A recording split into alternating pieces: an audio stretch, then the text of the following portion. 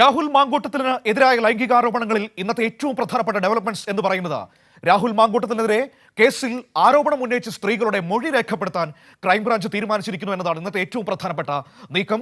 ഇരകളാക്കപ്പെട്ടവർ പരാതി നൽകാതിരിക്കാനുള്ള നീക്കങ്ങൾ ഒരു വിഭാഗം രാഹുൽ അനുകൂലികൾ തുടരുന്ന സാഹചര്യത്തിലാണ് അന്വേഷണ സംഘത്തിന്റെ നീക്കം.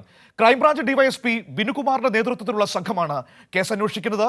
ഈ മൊഴി രേഖപ്പെടുത്തിയതിനു ശേഷം രാഹുലിനെ ചോദ്യം ചെയ്യാനുള്ള നീക്കങ്ങളിലേക്കാണ് അന്വേഷണ സംഘം കടക്കുന്നത്. അതായത് നിയമവഴിയിൽ രാഹുൽ മാങ്കൂട്ടത്തിന് കുരുക്ക് മുറുകുന്നു എന്നതാണ് ഏറ്റവും പ്രധാനപ്പെട്ട കാര്യം ഇന്ന് നമ്മൾ കണ്ടത്.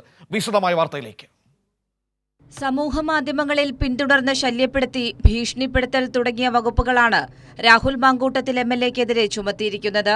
നിലവിൽ ലഭിച്ചിട്ടുള്ള 6 പരാതികളിലൂടെ ഇരകളാക്കപ്പെട്ടവരിലേക്ക് എത്തുക എന്നതാണ് അന്വേഷണ സംഘത്തിന്റെ ലക്ഷ്യം.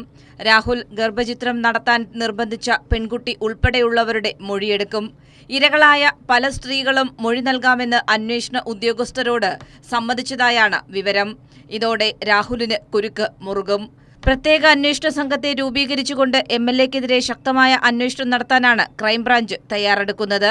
രാഹുൽ അനുകൂലികളുടെ ഭീഷണിയെ അതിജീവിച്ച് ഇരകളാക്കപ്പെട്ടവർക്ക് പരാതിയുണ്ടെങ്കിൽ പരാതി നൽകുന്നതിനുള്ള അവസരവും അന്വേഷണ സംഘം ഒരുക്കും.